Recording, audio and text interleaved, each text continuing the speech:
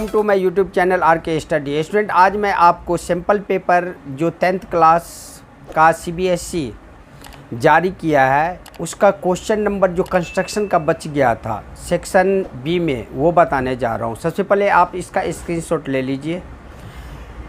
Screenshot ले लिए होंगे तो अब मैं क्वेश्चन पढ़ रहा हूँ। क्वेश्चन क्या कह रहा है ये देखिए आप। सबसे पहले ये एक 7.6 सेंटीमीटर लंबा रेखाखंड खींचिए और इस रेखाखंड को 3:1 के आंतरिक अनुपात में विभाजित कीजिए। Draw A line segment of length 7.6 centimetre and divide it internally in the ratio 3:2। Measures the two parts. ये आपका 11.1 का भी पहला क्वेश्चन है, बस उसमें अंतर इतना ही है, यहाँ पे रेशियो 5:8 दिया हुआ है, 7.6 सेंटीमीटर है। तो इसको हम कैसे बनाएंगे आप ये देख लीजिए। सबसे पहले आपको क्या करना है, 7.6 सेंटीमीटर एक लंबा रेखाखंड आप खींचिए, 7.6 सेंटीमीटर।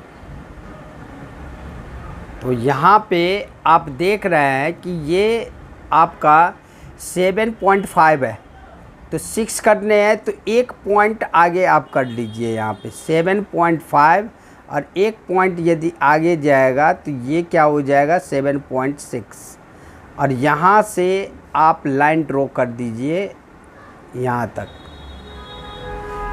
इस हिसाब से ये आपका जो लाइन हो गया, ये लाइन आपका हो गया कितना 7.6 सेंटीमीटर। एक बार आप फिर से देख लीजिए कि ये आपका जो लाइन है ये 7.5 है और एक लाइन आगे मैं किया था तो ये आपका जो है कितना हो गया, ये 7.6 है तो ये आपका 7.6 हो गया। तो ये पॉइंट का नाम आप कुछ रख दीजिए। आप इसका नाम मान लो मैं रख दिया ए और इसका नाम मैं रख दिया बी। इसके बाद जो है सो इसी रेखाखंड को ये कितना है 7.6 है, 7.6। अब ये कह रहा है कि इस रेखाखंड को 3:1 यानी देख लीजिए आप 3:1 जिस रेशियो में डिवाइड करने होते हैं उसको आप सम कर लीजिए। तो 3 + 1 कितना हो गया, 3 प्लस यदि 1 करेंगे तो ये हो गया आपका कितना 4। अच्छा, इंग्लिश मीडियम में ये 3:1 नहीं है, ये 3:2 दिया हुआ है, इसलिए आपको सही मानिए इंग्लिश मीडियम। इंग्लिश में जो क्वेश्चन दिया हुआ है यहाँ पे दे दिया इंटरनली इन द रेशियो 3:2, तो इसको 3:2 के अनुपात में डिवाइड कीजिए। हिंदी में गलत रहता है, इंग्लिश में सही रहता है। तो 3:2 में आप डिवाइड कीजिएगा तो 3 + 2 तो ये कितना हो जाएगा, ये हो जाएगा 5। हिंदी में गलत दिया हुआ है तो ये 5 हो गया। तो ये सम जितना भी होता है तो दूसरा स्टेप मेरा क्या रहता है कि एक्यूट एंगल एक खींचते हैं। एक्यूट एंगल कहते किसे हैं, एक्यूट एंगल कहते हैं जो 90 डिग्री से लेस देन होता है एंगल, यानी ये आपका 90 डिग्री से लेस देन एंगल को हम क्या कहते हैं, एक्यूट एंगल। अब आप यहाँ तक आप पहले लाइन खींच लीजिए। देखिए हो सकता है आपको बढ़ाना भी पड़े, घटाना भी पड़ सकता है, तो किस हिसाब से मैं बोल रहा हूँ। तो यहाँ पे तो वैसे छोटा ही डिजिट है 3:5। जब 11.1 में आप देखेंगे फर्स्ट क्वेश्चन उसमें 8:5 है, तो उसको 8 + 5 करना पड़ा 13, तो 13 पार्ट में हम डिवाइड किए थे। चलिए इसको कितने पार्ट में डिवाइड करने हैं, इसको 5 पार्ट में डिवाइड करने हैं। तो 5 पार्ट में हम कैसे डिवाइड करेंगे, कोई भी आर्क आप खोल लीजिए, कोई भी आर्क। ये मान लो मैं आर्क खोल लिया इस हिसाब से, तो इस को क्या करें, एक पॉइंट पे रख के 5 आर्क आपको लगाने हैं। तो 5 आर्क यदि आप लगाएंगे तो ये आर्क ये हो जाएगा फर्स्ट आर्क,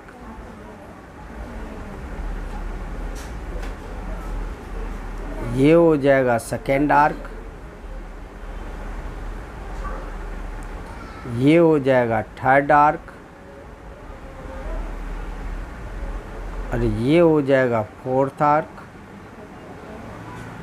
और ये हो जाएगा 5 आर्क। 5 ही आर्क खींचना था। अब हमारा दूसरा स्टेप क्या होता है कि इसको सबसे पहले आप क्या कीजिए, ए यहाँ पे है तो इसको आप A1, A2, A3, A4, ये A1 कर लीजिए, आप इसको A2 कर लीजिए, इसको A3, इसको A4 और इसको A5, ये कर लिए। अब हमारा नेक्स्ट स्टेप क्या है, सबसे लास्ट का जो रहता है इसको आप लास्ट पॉइंट B से आप मिला दीजिए। सबसे पहला ये आप ध्यान रखिएगा कि हम क्या क्या किए। अब हम क्या कर रहे हैं, A5 को लास्ट वाले जो होते हैं 5, इसको B से जो है इसको क्या करेंगे, हम मिलाएंगे।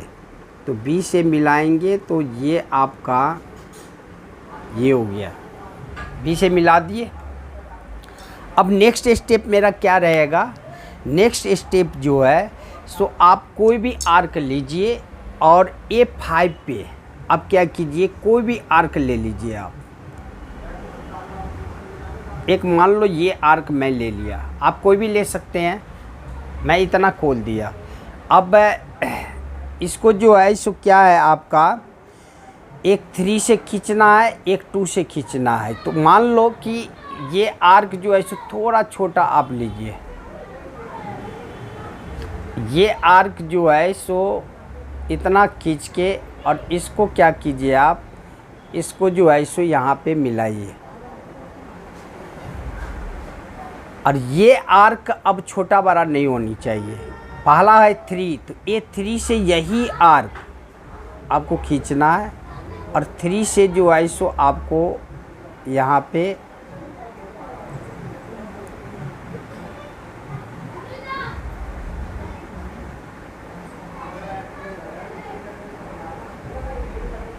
ये हो गया।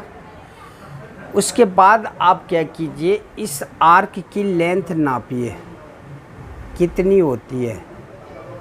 तो इस आर्क की लेंथ जो है सो आपका ये हो गया।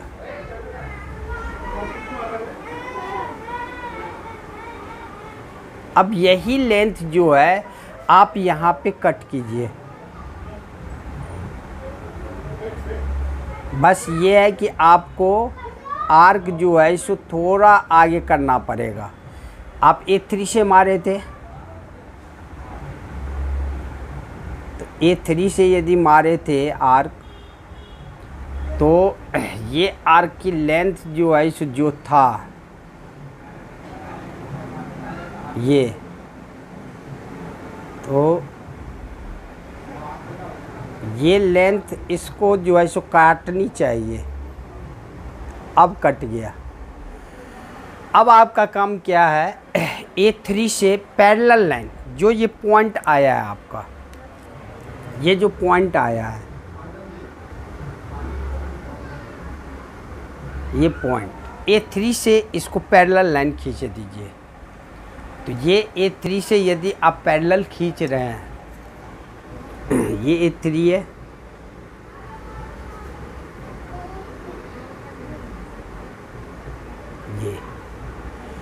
ये जो पॉइंट है आपका, ये जो पॉइंट आया है, ये यहाँ पे इसका नाम रख दीजिए आप, जैसे C रख दिए हम।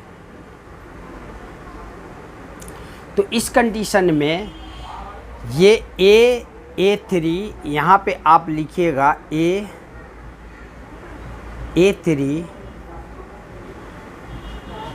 पैरेलल होगा A5 के, A5 के।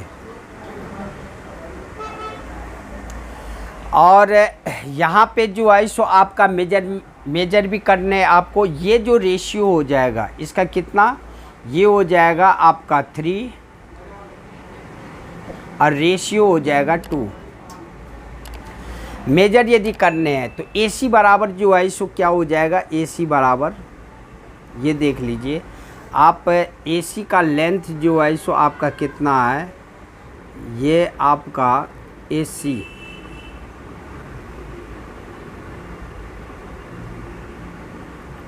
पूरी आपका जो है सो 4 सेंटीमीटर है। कितना है, AC बराबर 4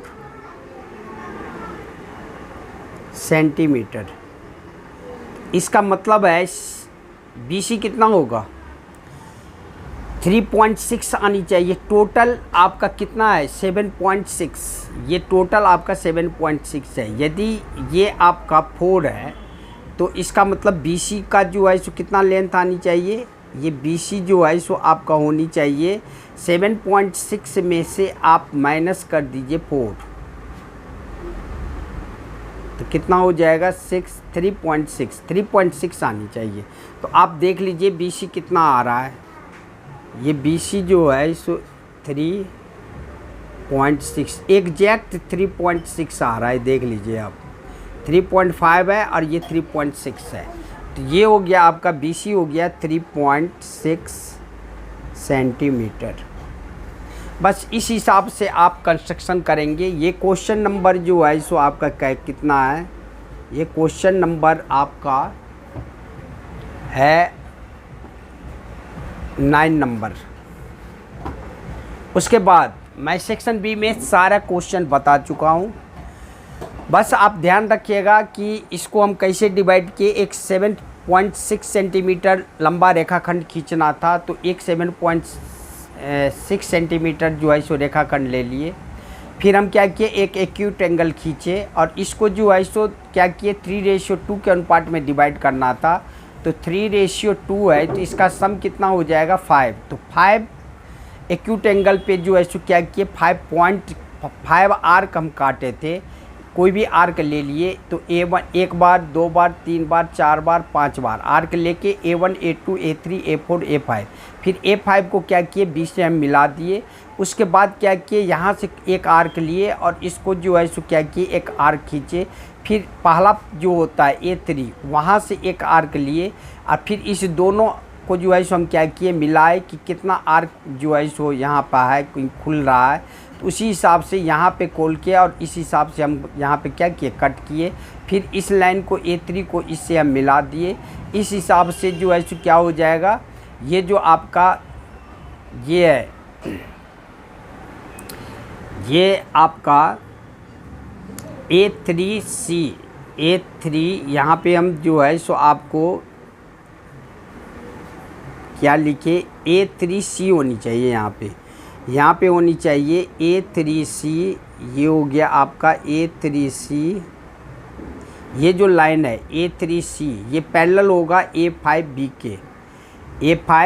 के, या आप ऐसे भी लिख सकते हैं A3C पैरेलल है A5 या A5B के। यदि आप A3 को पहले लिखे हैं तो इसको भी आप क्या कीजिए B को आप इधर लिख दीजिए, A5B लिख दीजिए आप, क्योंकि A3C लिख रहे हैं तो A5B ये दोनों क्या होंगे आपस में पैरेलल होंगे। इस हिसाब से मेजर करने हैं आपको कि इसकी लेंथ कितनी, ये 3:2 के अनुपात में डिवाइड हो गया। मेजर करने AC बराबर क्या है, तो AC बराबर क्या हो जाएगा 4 सेंटीमीटर। आर्क से आप मिला लीजिएगा और CB क्या हो जाएगा आपका, ये जो BC जो है सो आपका 3.6 सेंटीमीटर। सम करने के बाद 7.6 सेंटीमीटर आपका आ जाएगा। ये हुआ क्वेश्चन नंबर 9। अब हम ये सेक्शन B आपका पूरा ख़त्म हो चुका है। अब मैं बना रहा हूँ आपको सेक्शन C। सेक्शन C का सबसे पहले आप स्क्रीनशॉट लीजिए।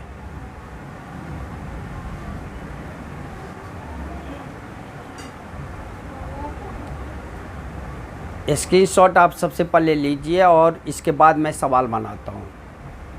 तो सेक्शन C देख लीजिए। सेक्शन C जो है सो आपको क्या कह रहा है, क्वेश्चन नंबर आपका 11, ये भी आपका कंस्ट्रक्शन का ही क्वेश्चन है। तो चलिए आप क्वेश्चन नंबर 11 बनाइए आप।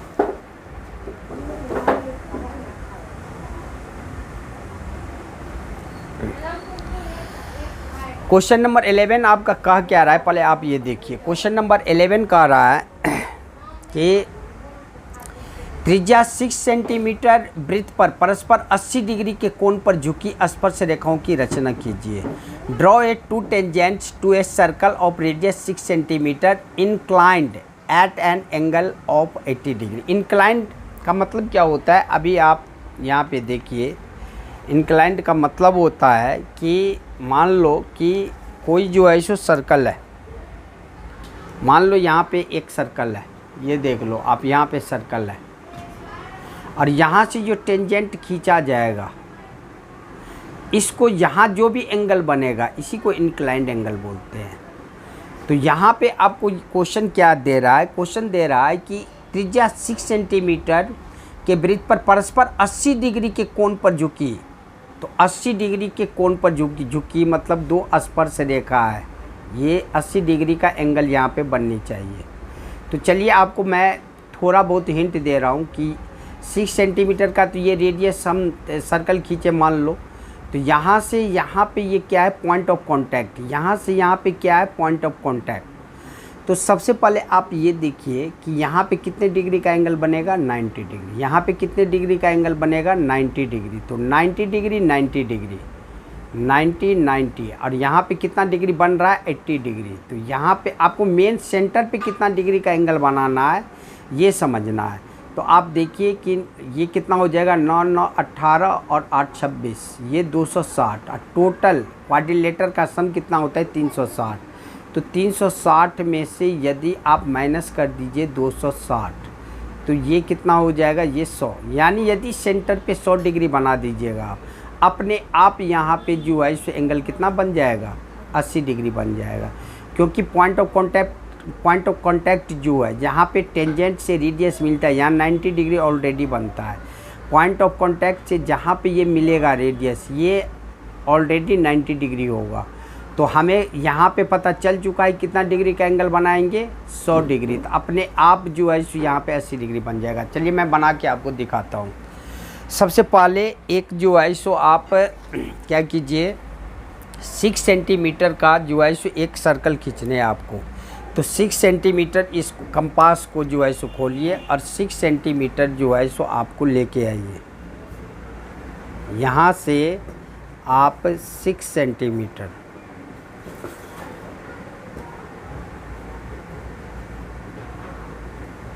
ये है 6 सेंटीमीटर।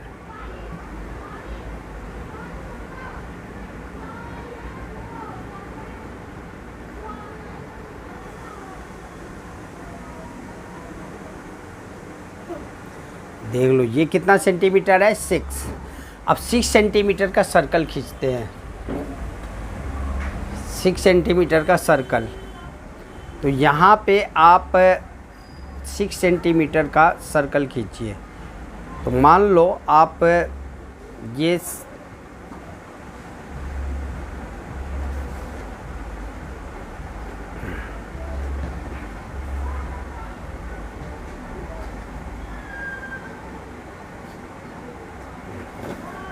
कितना, ये सेंटर हो गया आपका, सेंटर को डिनोट कीजिए। और आप सबसे पहले एक रेडियस खींच लीजिए। तो रेडियस जो है सो आपको खींचेंगे, तो रेडियस आपका सबसे पहले एक आप क्या कीजिए, रेडियस यहाँ पे खींचिए। तो रेडियस ये कितना सेंटीमीटर का होगा, ये हो जाएगा आपका 6 सेंटीमीटर। उसके बाद हमें सेंटर पे कितने डिग्री का एंगल बनाने थे, 100 डिग्री का। तो 100 डिग्री का तो हम डी के हिसाब से ही बना सकते हैं, कंपास से तो बना नहीं सकते। तो हम क्या करेंगे, डी को आप एकदम यहाँ पे सेंटर के पास रखिए आप, और एकदम लाइन मिलाते हुए जाइए आप। ये लाइन मिलनी चाहिए। अब लाइन पे जो भी जीरो आ रहा है वो आप उधर से 0 10, इधर तो लाइन है नहीं, इधर से आप 0 10 20 30 40 50 60 70 80 90 100। तो इस पॉइंट को जो है सो यहाँ से आप मिलाइए। ये जो पॉइंट है आपका, ये कितने डिग्री का एंगल बन रहा है, 100 डिग्री का यहाँ पे।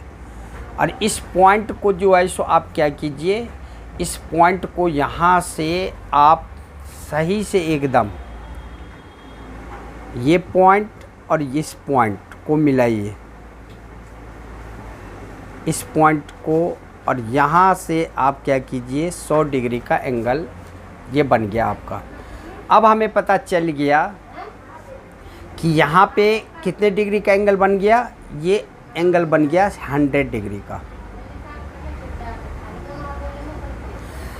और टेंजेंट कभी भी खींचा जाएगा तो 100% यहाँ पे पॉइंट ऑफ कांटेक्ट होगा। इसका मतलब यहाँ पे 90 डिग्री का एंगल बनेगा और यहाँ पे 90 डिग्री का एंगल बनेगा। तो 90 डिग्री का एंगल आप कंपास के सहायता से आप बना सकते हैं। तो चलिए मैं आपको बनाना सिखा रहा हूँ। तो सबसे पहला काम है आपका कि यहाँ पे 90 डिग्री का एंगल बनाइए। तो इसके लिए आप एक आर्क यहाँ लीजिए और एक आर्क, आपको एक शॉर्ट तरीका बता रहा हूँ 90 डिग्री एंगल बनाने का। जब एक आर्क यहाँ पे ले लिए तो इस कंपास को थोड़ा खोल लो आप, ज़्यादा, इससे ज़्यादा थोड़ा खोल लो आप, और इस हिसाब से यहाँ से एक आर्क आप मारो यहाँ पे, और जस्ट इसके सामने जो है आप यहाँ पे देख लो, इसके सामने, ये सामने, यहाँ से एक आर्क आप यहाँ पे मारिए, ये 90 डिग्री का एंगल बन जाएगा। ये भी तरीका है। तो सबसे पहले आप क्या कीजिए, इसको आप मिलाइए। तो ये यहाँ पे 90 डिग्री का एंगल बन गया। तो यहाँ से इसको जो है क्या करेंगे, हम मिलाएंगे। इसी तरह यहाँ भी हम क्या करेंगे, 90 डिग्री का एंगल बनाएंगे। तो 90 डिग्री का एंगल बनाने के लिए इसको थोड़ा मैं घुमाता हूँ। तो 90 डिग्री का एंगल बनाने के लिए आप क्या कीजिए,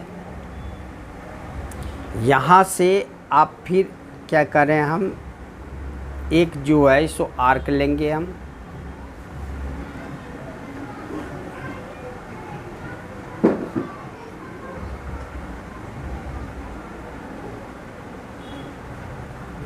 और हम क्या बोले थे आपको, यहाँ से कंपास को थोड़ा आगे फैला दीजिए आप, और इस हिसाब से ये एक कट हो गया। और जस्ट इसके सामने सामने यहाँ से एक आर्क मारिए आप, ये कितना डिग्री हो जाएगा, 90 डिग्री होगा। तो ये आपका, इससे आप क्या कीजिए, अब इस पॉइंट को मिलाइए। ये कितना डिग्री हो गया आपका, ये 90 डिग्री हो गया। ये शॉर्ट तरीका मैं बताया, वैसे मैं आपको 90 डिग्री एंगल बनाना भी सिखा रहा हूँ। यहाँ पे कितना, ये टेंजेंट हो गया, दो ऑलरेडी टेंजेंट बन गया। तो यहाँ पे कितना डिग्री का एंगल बनेगा, यहाँ पे 90 डिग्री का एंगल बनेगा। यहाँ पे कितना डिग्री का एंगल बनेगा, 90 डिग्री का एंगल बनेगा। तो 90 और 100 कितना डिग्री हो गया। अब इसको आप घुमा लीजिए। तो ये आपका कितना हो गया, 90 डिग्री 90 डिग्री।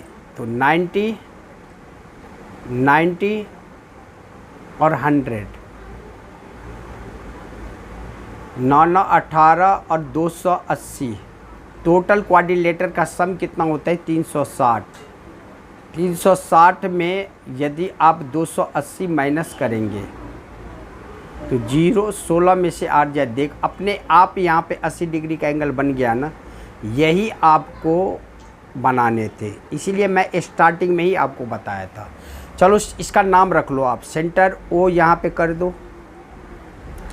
इस पॉइंट का नाम आप क्या रखोगे, पी रख दो। पी क्यू पी आर थोड़ा सुनने में अच्छा लगता है, तो ये क्यू कर दो आप, इसको आर कर दो।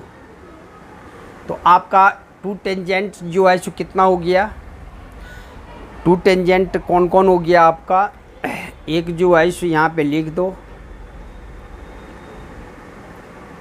टू टेंजेंट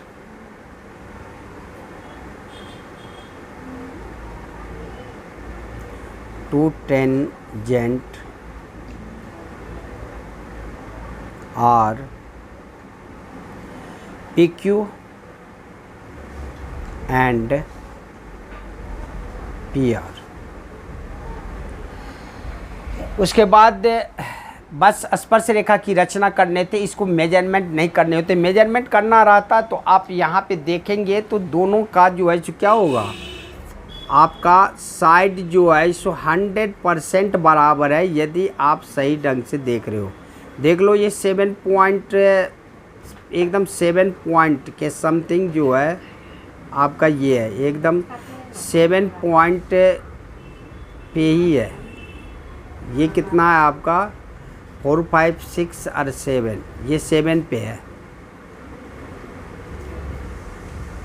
तो ये भी जो है सो आपका कितना होगा 7 पे ही होगा। देख लो आप एग्जैक्ट 7 पे है। तो इस हिसाब से हमें मापने के लिए कहा नहीं जा रहा है, लेकिन आप लिखना हो तो आप लिख सकते हो पी आर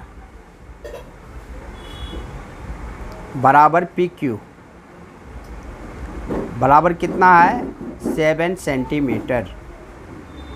बस आपको इतना जो है सो आपको करने। सबसे पहले क्या क्या आपको बताए, 6 सेंटीमीटर का मैं सर्कल खींचा, उसके बाद यहाँ से एक रेडियस ले लिया और यहाँ पे हम देख लिए कि यदि यहाँ पे 90 डिग्री का एंगल बन रहा है तो इधर भी कहीं पे 90 डिग्री का एंगल बनेगा।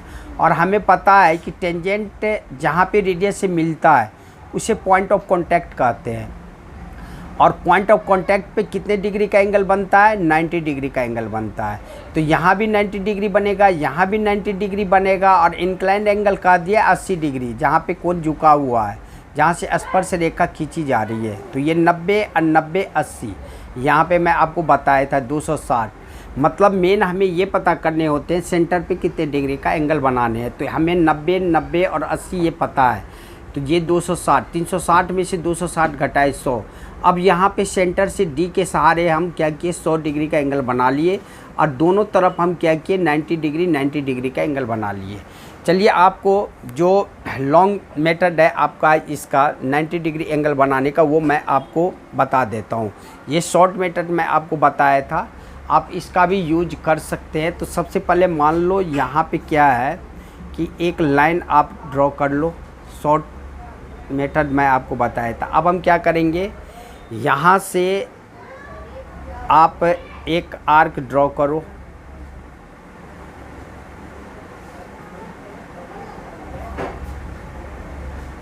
अब यहाँ से जो भी आर्क हम मारेंगे 60 डिग्री बनेगा। और यहाँ से आप क्या करना, यदि डबल थोड़ा लंबा लाइन खींच के और यहाँ से यदि आप आर्क मारोगे तो ये हो जाएगा आपका 90 डिग्री एंगल। ऐसे भी बना सकते हो आप, लेकिन मैं आपको जो समझाया हूँ वो शॉर्टकट मेथड समझाया हूँ।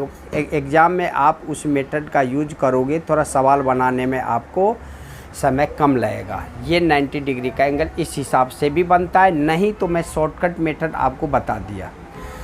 ये था आपका क्वेश्चन नंबर 11। ये है क्वेश्चन नंबर आपका 11।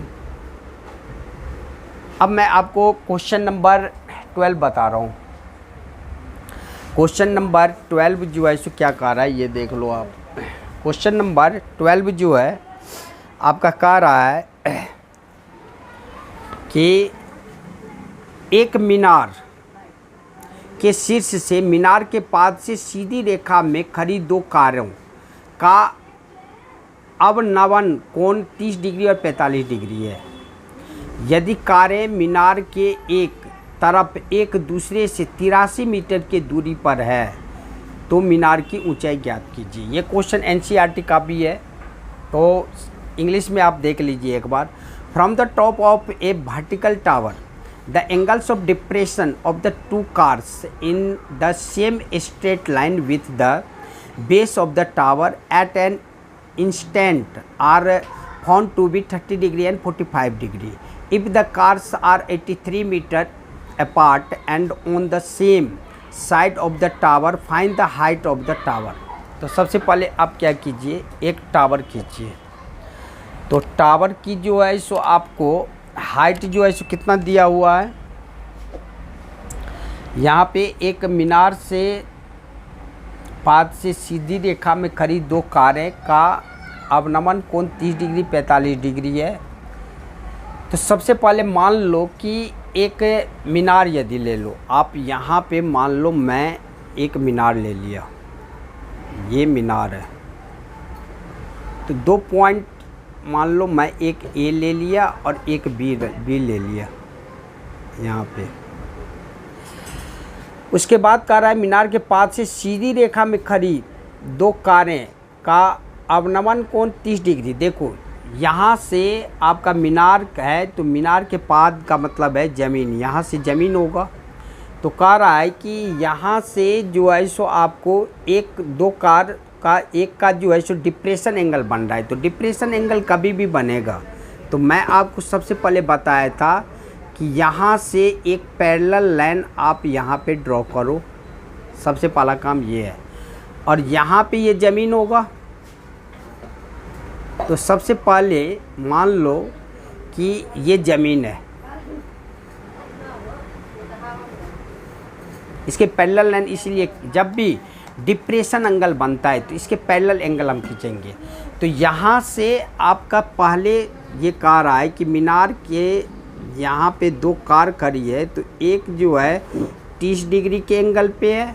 तो यहाँ पर यदि ये डिप्रेशन एंगल में यदि ये 30 डिग्री है, तो यहाँ पे इसका अल्टरनेट हो जाएगा, तो ये कितने डिग्री का होगा, ये 30 डिग्री का होगा। और फिर ये कह रहा है दूसरा 45 डिग्री पे खड़ा है, तो ये आपका मान लो कि ये कितने डिग्री का हो जाएगा, 45 डिग्री। बस ये ध्यान रखना कि इसकी जो लेंथ है इसी के लेंथ के बराबर ये हम खींचते हैं दूसरा साइड। तो देख लो आपका ये जो है इसको बराबर होता है। तो ये आपका कितना हो गया, ये ए, ये बी और ये सी और ये डी। तो यहाँ पे ये एंगल टोटल कितना बनेगा, यहाँ से लेके यहाँ तक ये बनेगा 45। तो यदि ये 45 है तो ये इसका अल्टरनेट ये हो जाएगा, तो ये कितना डिग्री होगा, ये 45 डिग्री होगा।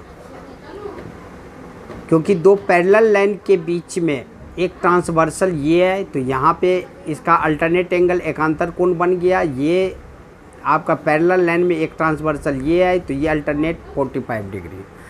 अब ये दोनों कारें एक दूसरे से 80 मीटर की दूरी पर है, यहाँ पे 83 मीटर है।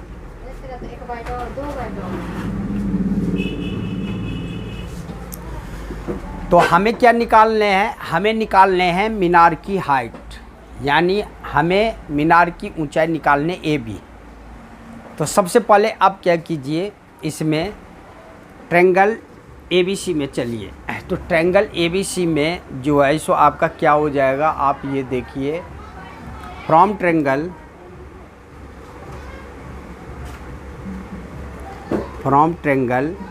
ABC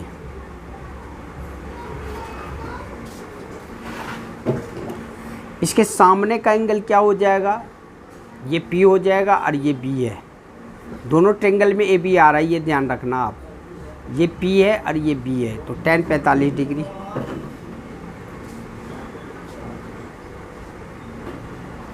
ये क्या हो जाएगा, AB और अपॉन में BC। tan 45 डिग्री का मान क्या होता है, 1। ये बराबर क्या हो जाएगा, AB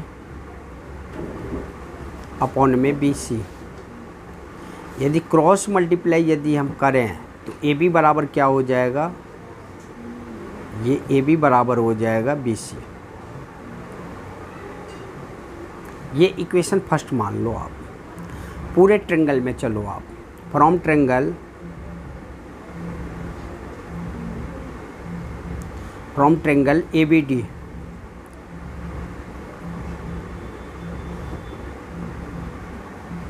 ABD इसके सामने का एंगल P और ये पूरा क्या हो जाएगा, B। तो ये हो जाएगा आपका tan 30 डिग्री बराबर AB अपॉन में BD। tan 30 डिग्री का मान होता है 1/√3, 1/√3, ये बराबर AB। तो ए बी के बदले में आप बी सी लिख सकते हो, क्योंकि बी डी को, चलो अभी अब आपको बता रहा हूँ कि यहाँ पे ए बी के बदले आप बी सी लिख दो। ए बी का हाइट निकालना है तो ए बी रहने दो आप, पहले ए बी अपॉन में बी डी। बी डी को आप क्या लिख सकते हो, C D plus B C लिख सकते हो, सी डी और प्लस बी सी। ये 1/√3 क्या हो जाएगा यहाँ पे, 1/√3 बराबर ए बी अपॉन में सी डी कितना दिया हुआ है 83, तो ये तो 83 हो गया, प्लस बी सी की जगह पे ए बी हाइट निकालने थे ना मैं, इसलिए बी सी की जगह पे ए बी रख लो आप, ये ए बी। अब क्रॉस मल्टीप्लाई यदि हम कर रहे हैं यहाँ पे तो क्या हो जाएगा 83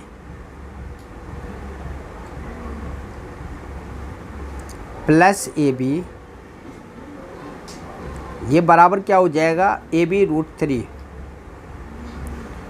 यानी √3 ए बी भी कर सकते हैं, √3 ए बी। अब आप क्या करो, ए बी को उस साइड लेके चले जाओ। तो यदि ए बी को आप उस साइड लेके चले गए तो क्या हो जाएगा 83, ये बराबर क्या हो जाएगा √3 ए बी, √3 ए बी, और ये प्लस है तो इधर जाके क्या हो जाएगा माइनस ए बी। अब आप इसको यहाँ पे बनाओ।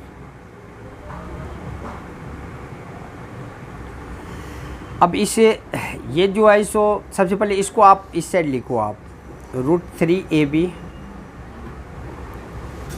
माइनस ए बी, ये बराबर 83, ऐसे हम लिख सकते हैं।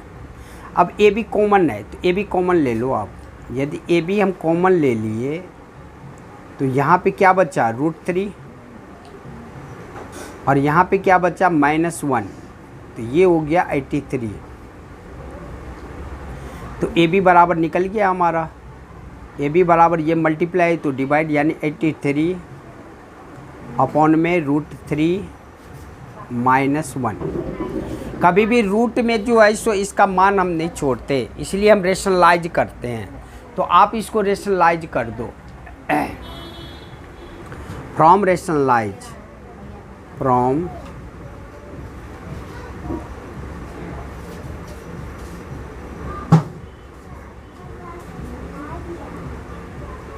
रेशनलाइज यानी परमेयकरण, परमेयकरण हिंदी में बोलते हैं, यानी जो माइनस है तो ऊपर नीचे प्लस कर देते हैं। तो ए बी बराबर क्या हो जाएगा आपका 83 अपॉन में √3 -1 मल्टीप्लाई √3 + 1 अपॉन में √3 + 1। रेशनलाइज का मतलब ये माइनस है तो पूरा प्लस प्लस ये कटने के बाद इसी फॉर्म में आ जाएगा। अब ये ए बी बराबर क्या हो जाएगा आपका, ये ए बी बराबर हो गया 83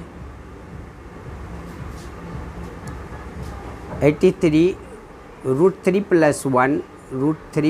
1 अपॉन में ये ए की 2 माइनस बी की 2 हो जाएगा, तो √3 का स्क्वायर,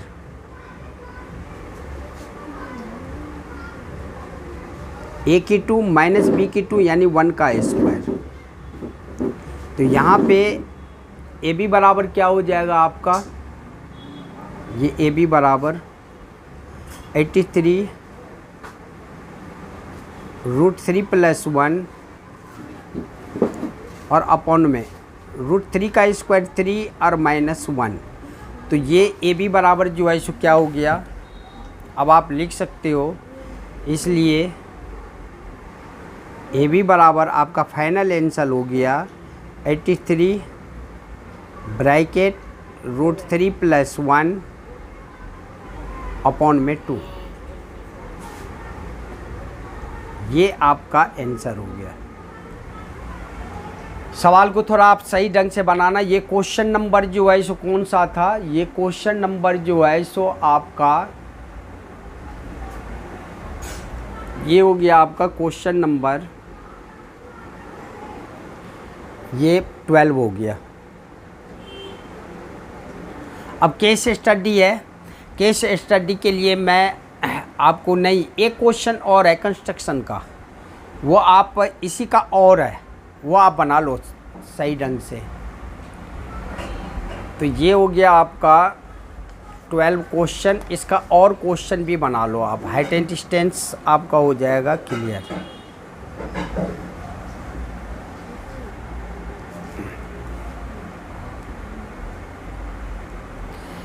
क्वेश्चन नंबर 12 का, क्वेश्चन नंबर 12 का और वाले क्वेश्चन है, ये याद रखना आप, और वाले ये क्वेश्चन है।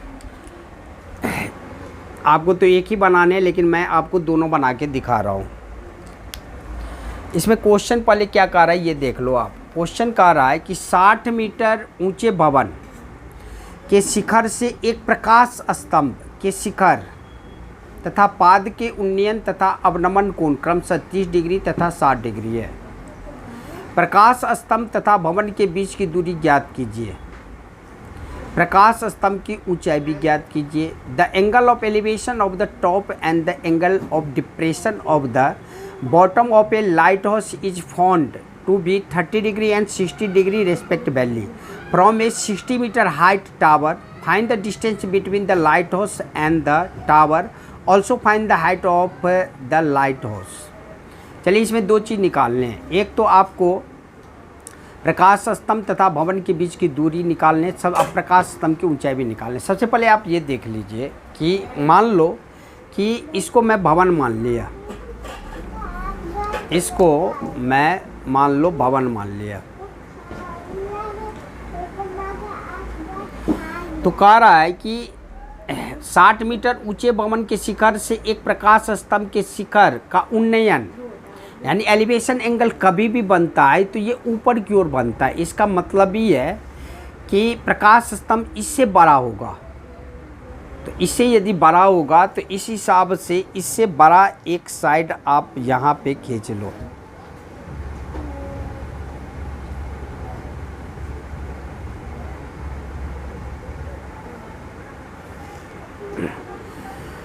और जब ये कह रहा है कि 60 मीटर ऊंचे शिखर के एक प्रकाश स्तंभ के शिखर तो ये हो गया, और यहाँ से यदि उन्नयन कोण बन रहा है, इसका मतलब है कि आपको इससे मिलाने पड़ेंगे तभी तो उन्नयन कोण बनेगा।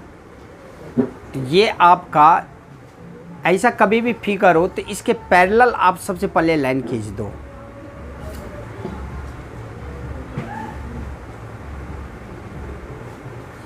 तो यहाँ से जब कोई व्यक्ति देख रहा है प्रकाश स्तंभ, तो यहाँ पे कितने डिग्री का एंगल बन रहा है, ये बन रहा है आपका कितना, ये 30 डिग्री का एंगल बन रहा है।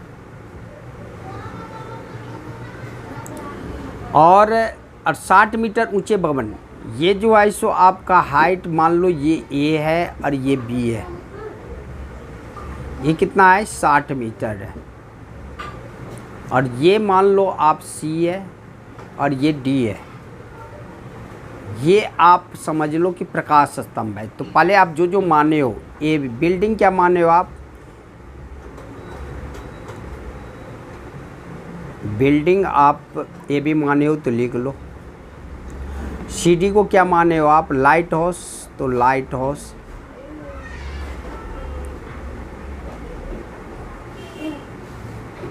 ये हो गया आपका CD। अब आप देख सकते हो कि यहाँ पे जो है सो ये ज़मीन होगा, तो इसको आप सबसे पहले मिलाओ। ये जो है सो आप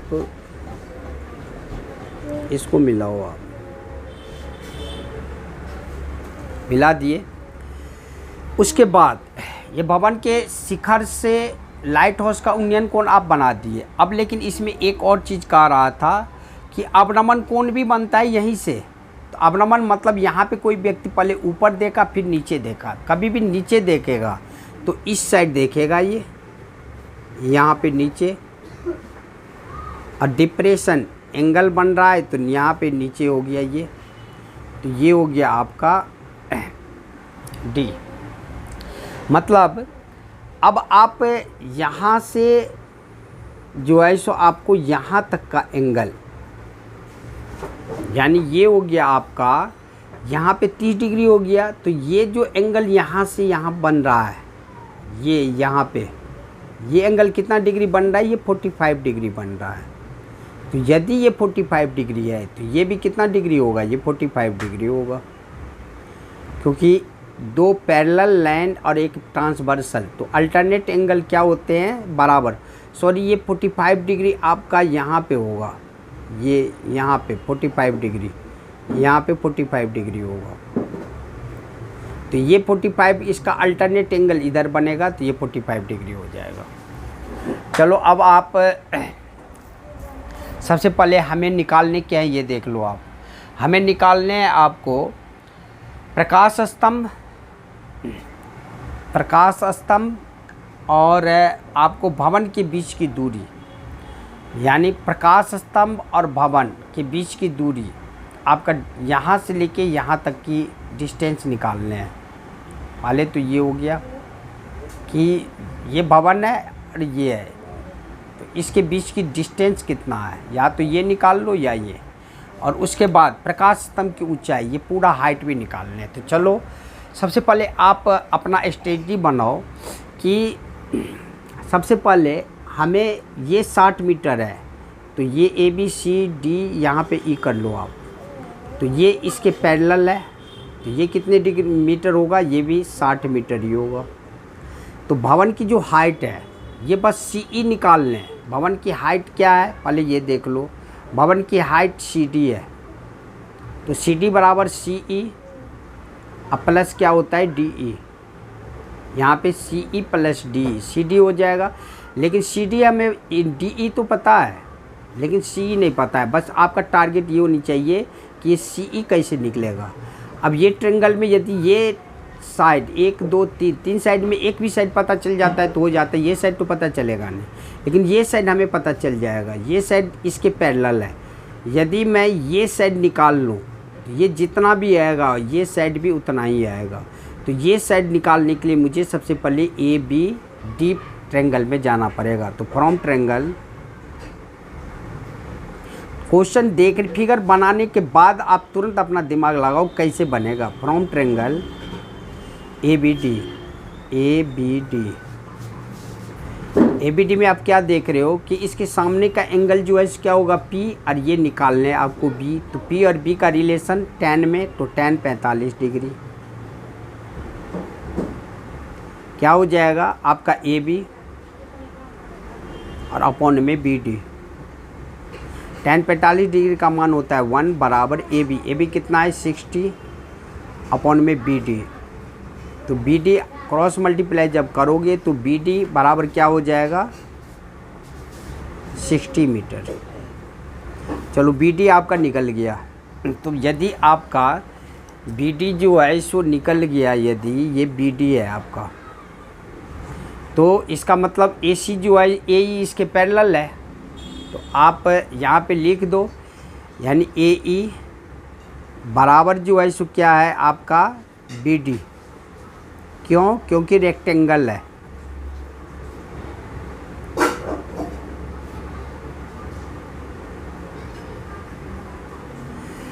तो इसका मतलब AE आपका कितना हो जाएगा, AE बराबर BD, ये बराबर 60 मीटर, यानी ये भी आपका निकल गया कितना 60, ये पता चल गया अब आपको। चलो अब आप तो आराम से निकाल सकते हो, यानी ये जो है सो आपका क्या चलेगा, ट्रायंगल AEC, फ्रॉम ट्रायंगल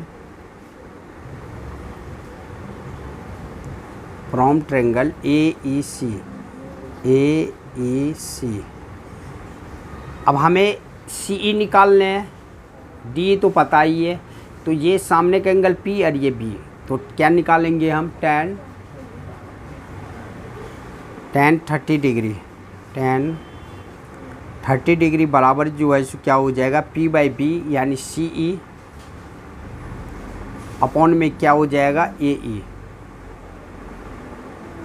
और tan 30 डिग्री का मान होता है 1/√3, बराबर सी ई आपको निकालने हैं, और ए ई आपको दे दिया गया है। ए ई बराबर बी डी कितना 60।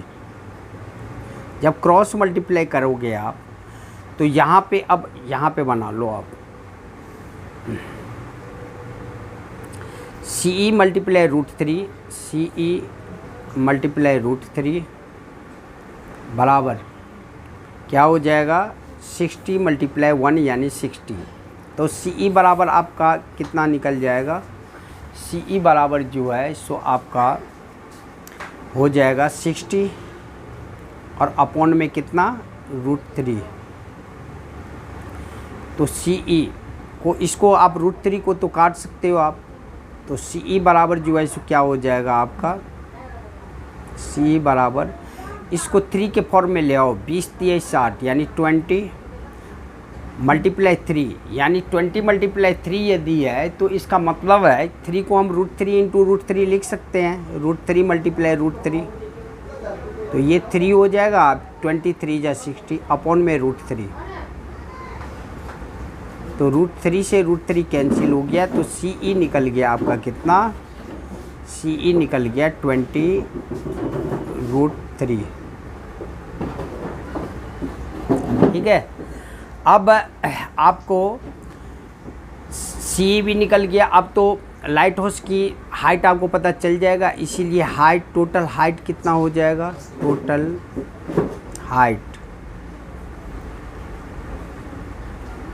Of light house,